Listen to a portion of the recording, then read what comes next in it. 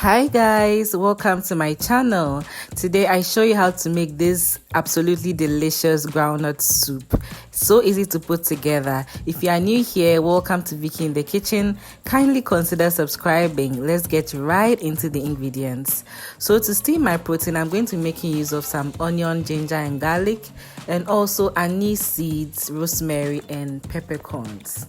I'll also be adding some habanero pepper for some of that heat. If you do not like it to have that pepper taste, you can omit the habanero pepper. So for this, I'm making use of one chopped onion, the smallest one, and then I'll reserve the two for the soup. I've also chopped the ginger and garlic into grindable pieces. You can also blend this with your blender. Today we are going local, so we are using our Asanka.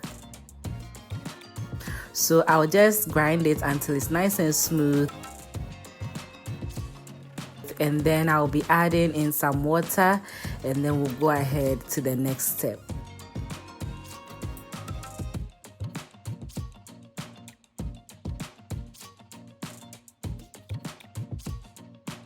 So for protein, we'll be making use of some beef that has been nicely washed. I'm going to pour our blended or grinded spices into this. Rinse out our Asanka, making sure that there is no waste. Go ahead and season your meat with any seasoning of choice.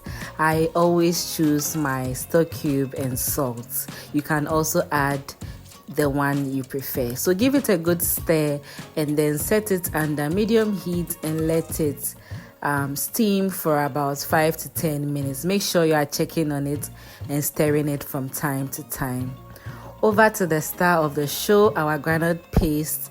This was regular groundnut paste from the local market in Ghana. If you have the branded one, you can also use it. It works very well. So to my water that has been boiling under medium heat, I'm going to add the peanut butter and some tomato paste. Now for peanut butter soup or groundnut soup, you don't want to undercook it. If you undercook it, you have a runny stomach. So a step like this is very important to get the oil out and to make sure that the groundnut paste cooks very well. Okay, so this is under very low heat. You would want to stir it from time to time for about 10 minutes and add water in between so that you can extract the oil from the paste and make sure that it cooks down very well, just like you are seeing right now. Then once you've achieved your results, you'd go ahead and add enough water to your groundnut paste. So if you like your soup very thick, don't add too much water at this stage. I just wanted mine to be in between. That is why I added this water quantity. So back to check on our protein. It has been steaming for about 10 to 15 minutes whilst we're working on the groundnut paste. So give it a good stir and then go ahead and pour in your groundnut paste mixture. I am rinsing out the pan as well. We don't want any waste. I'm adding some tomato to this and I'll give it a good stir to check for thickness. I added a little bit of water again. For the sake of accuracy, I have to show you what I'm doing, okay? Then I added some onion, the rest of the onion that was left. And then I brought it to a boil and then reduced the heat to low heat. You want this to cook until the vegetables are tender. Then you will take them out and then blend or grind them.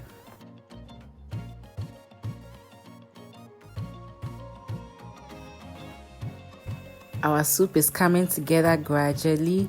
I just want to remind you that if you've not yet liked the video, this is your time to like, thumbs up, and also subscribe to the channel if you haven't already. Thank you so much.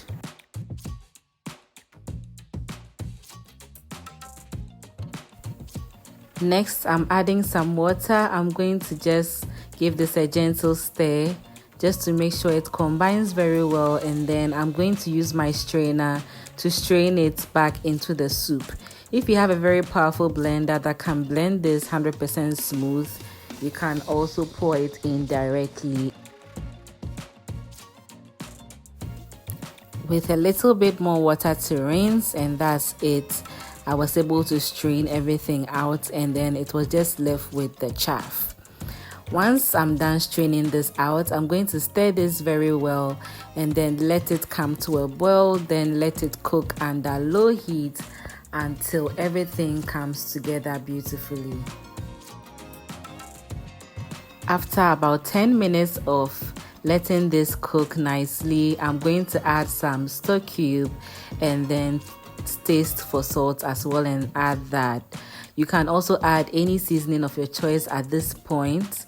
So once you add your seasoning and your salt, let it be for about 2 to 3 minutes. Then after that, you can add some habanero pepper if you also want some of that heat, and then your soup will be as good as ready in 2 minutes of adding the habanero pepper. And this is how it turned out, very nice and delicious. I had this with samomuto and it went very well. Let me know in the comments section what you think about this recipe, and I'll be glad to read all your nice comments. Don't forget to like this video and subscribe to the channel